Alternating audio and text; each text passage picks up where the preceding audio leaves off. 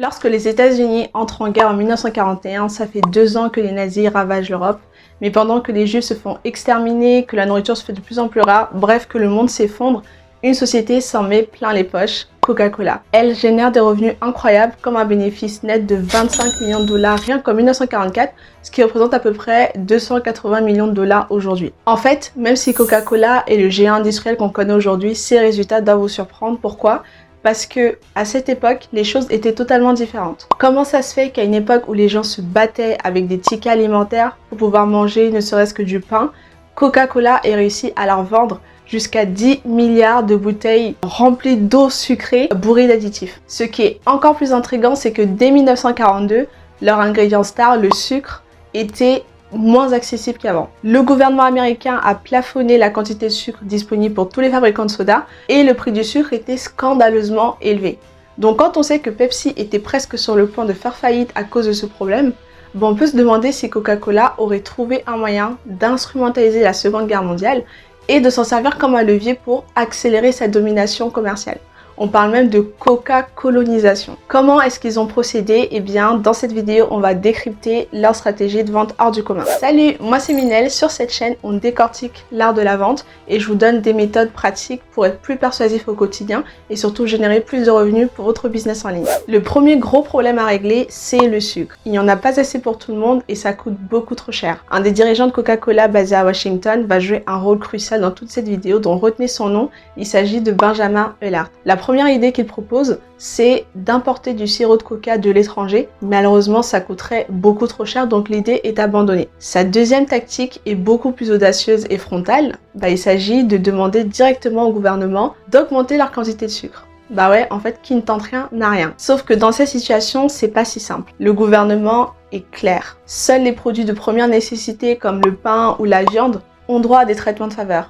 Or, le soda, ça n'a rien à voir avec un produit de première nécessité, n'est-ce pas ? Puisque l'approche directe ne marche pas, Coca-Cola va tenter une approche beaucoup plus subtile et osée. En se creusant les méninges, il va se rappeler que Coca-Cola a déjà traversé une guerre et s'en est plutôt bien sorti. En effet, pendant la Première Guerre mondiale, ils avaient inventé un personnage qui s'appelait Citizen Coke. Ils avaient réussi à le positionner comme un citoyen modèle très dévoué et engagé dans l'effort de guerre.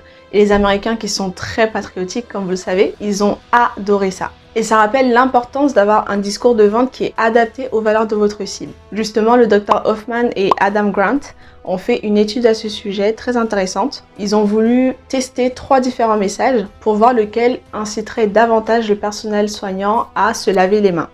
Le premier message disait « L'hygiène des mains vous empêche d'attraper des maladies ». Le deuxième disait « L'hygiène des mains empêche les patients d'attraper des maladies ». Et le troisième, c'était un jeu de mots assez sympa, « Gel in, wash out ». À votre avis, lequel de ces 3 messages a le mieux fonctionné ?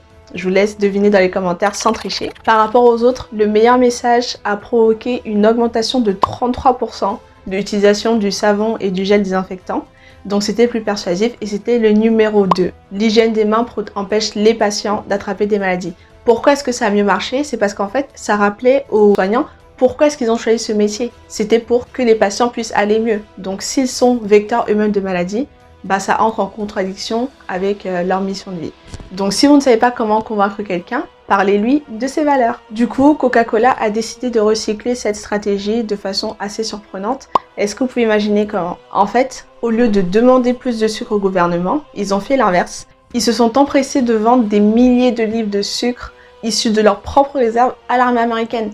C'est complètement improbable. Une entreprise qui a besoin de plus de sucre se retrouve à vendre le peu de sucre qu'elle possède. C'est bizarre. En tout cas, les Américains ont adoré l'initiative et les journaux publiaient en masse comment Coca-Cola se sacrifiait pour le bien de la nation en vendant le sucre, paraît-il, en dessous du prix de marché à l'armée. Mais ça, c'était sans connaître les intentions réelles de Coca-Cola.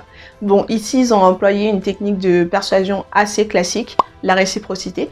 Donc ça consiste à apporter de la valeur à quelqu'un, elle va se sentir redevable et en échange, elle peut nous accorder une faveur plus facilement. Aux yeux du peuple, l'entreprise paraissait bienfaitrice et désintéressée, alors que par derrière, elle utilisait toute cette charité pour faire pression au gouvernement de l'intérieur avec un agent infiltré, Ed Foryo. Foryo est à la fois cadre chez Coca-Cola et consultant au gouvernement dans le secteur des boissons et du tabac. C'est une grosse aubaine et il va construire un discours bien huilé pour montrer que les boissons non alcoolisées comme le coca contribuent à améliorer la vie des civils. Et cerise sur le gâteau, une publication sur le rapport des besoins de base des civils statue comment 65% des produits de ces deux industries sont nécessaires au maintien du moral des civils. Et c'est exactement ce qu'il fallait pour donner plus de poids à la stratégie de Coca-Cola. Et c'est comme ça que le coca et le tabac sont apparus comme des éléments essentiels au bonheur et à la santé des citoyens américains. Et c'est exactement ce qu'il fallait pour donner plus de poids à la stratégie de Coca-Cola. En parallèle, il diffusait une série de publicités sur l'importance du temps de repos en période d'effort maximal comme la Seconde Guerre mondiale et présentait le coca comme un canaliseur d'énergie qui permettait aux gens de refaire le plein avant d'aller bosser.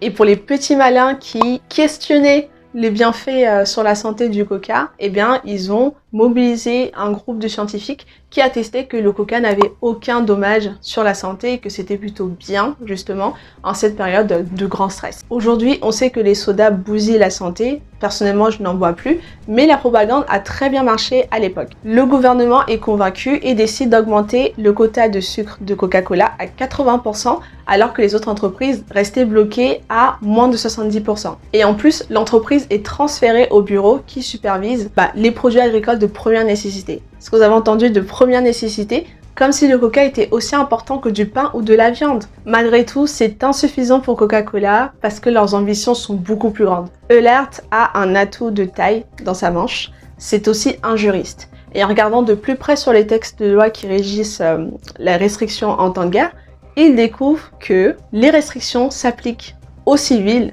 mais pas à l'armée.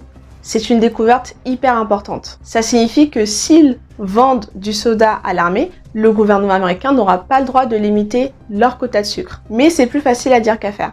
Admettons qu'ils aient du sucre à volonté, comment est-ce qu'ils vont faire pour approvisionner les soldats qui seront sur le terrain? Il faut connaître leur position, il faut avoir le matériel adapté, il faut connaître les circuits aériens et surtout ne pas se faire descendre par l'ennemi. Donc c'est chaud. Coca-Cola n'est pas du tout préparé pour ça, mais la solution va venir d'un allié inespéré. Si vous avez bien suivi vos cours d'histoire géo, vous connaissez son nom. Il s'agit du général Eisenhower en personne. C'était un grand consommateur de Coca-Cola et quand l'entreprise va signer un contrat exclusif avec l'armée, il va lui-même passer une grosse commande de 6 millions de bouteilles par mois.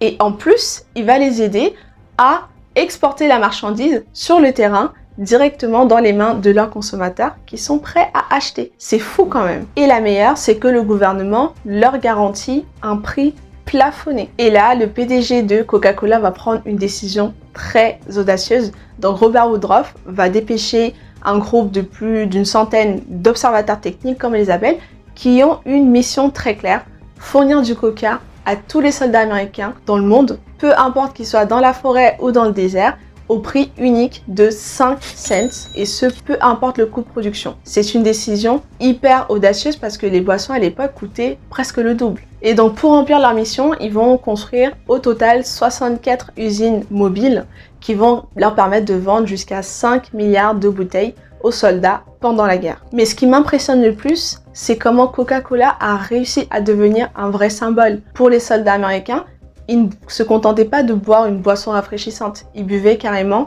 une boisson qui leur rappelait leur foyer, qui leur rappelait leur maison. C'était aussi important pour eux que la baguette est importante aux Français ou le thé aux Anglais. Donc je trouve ça impressionnant qu'il soit devenu un vrai symbole d'espoir, et c'est là où Pepsi du coup est resté un peu sur le côté. Donc ça prouve que si on veut prendre une grosse avance sur les concurrents, il ne faut pas se limiter aux fonctionnalités des produits ou des services. Il faut avoir une mission plus grande, une raison d'être qui a du sens.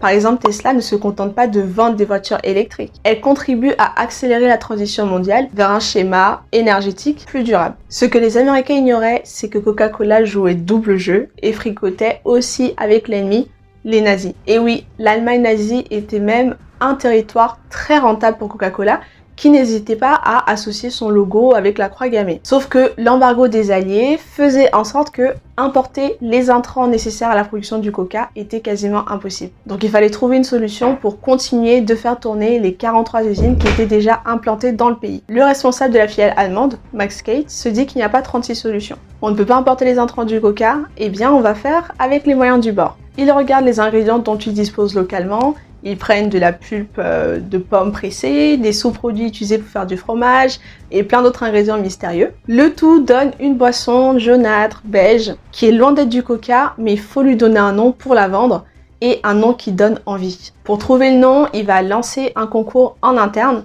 et présenter la boisson comme étant fantastique, pleine de fantasievol. Et là, bim, un vendeur trouve le nom. À votre avis, c'est quoi? Il s'agit de Fanta. Et oui, dites-moi si vous saviez que c'est comme ça que Fanta a été créé, parce que moi je n'en savais rien du tout. Anyway, les Allemands adorent la boisson, au point où ils en mettent même dans leur ragoût, dans leur soupe, comme si c'était de l'arôme magie. Et à la fin de la guerre, c'est au total 3 millions de caisses de Fanta qui ont été vendues. Et aujourd'hui, c'est la multinationale que vous connaissez. C'est important de savoir que les moments de crise sont aussi l'opportunité pour vous d'avoir des résultats extraordinaires. Ceux qui l'ont compris avec la pandémie s'en sont mis plein les poches pendant le confinement. Et le nouveau moment pour avoir des résultats extraordinaires, c'est maintenant, dès 2023. Le monde va mal. Il y a la guerre en Ukraine, pénurie d'essence, les prix augmentent, les gens ont peur pour leur retraite. Donc c'est l'occasion pour vous d'être ingénieux et de vous démarquer. En cette période de crise, soyez plus empathique. Qu'est-ce que votre marché cible a besoin d'entendre pour se sentir rassuré ou plus motivé? Et que de demander aux gens d'acheter pendant que tout le monde fait ça? Essayez de faire l'inverse. Soyez utile et faites des actions concrètes qui leur apportent de la valeur, même si ça implique de vous éloigner un petit peu de votre cœur de métier. Par exemple, est-ce que vous pouvez pas organiser des événements, faire des mises en relation, négocier des deals pour votre communauté? Même si vous ne voyez pas le gain immédiat ou que vous avez l'impression de perdre votre temps, une bonne image de marque, ça se rentabilise pendant des années. Dites-vous que c'est pendant la Seconde Guerre mondiale que énormément de personnes ont goûté à du coca pour la première fois au tarif extraordinaire de 5 cents quand tous les autres concurrents taxaient 2 fois plus. Ça a permis à Coca-Cola d'étendre son influence sur 44 pays à presque le double, 3 fois plus vite. Et peut-être que c'est le signal pour vous de sortir un nouveau produit qui aidera votre marché à résoudre ses problèmes actuels. Coca-Cola l'a fait avec Fanta en Allemagne et aujourd'hui ça la rapporte des milliards. Si la vente vous intéresse, vous pouvez vous abonner à la Gazette du Vendeur. C'est ma newsletter où je partage plein de stratégies pour vendre plus facilement. Et gardez en tête que votre marketing est hyper important, sinon vous allez finir comme Pepsi. Tout le monde le préfère en goût, mais Coca-Cola reste numéro 1 des ventes. C'est d'ailleurs ce qu'on verra dans la prochaine vidéo, pourquoi Pepsi n'a jamais réussi à surpasser Coca-Cola, alors que la majorité des personnes trouvent qu'il a meilleur goût. En attendant, tu peux regarder cette vidéo pour savoir comment te différencier de tes concurrents.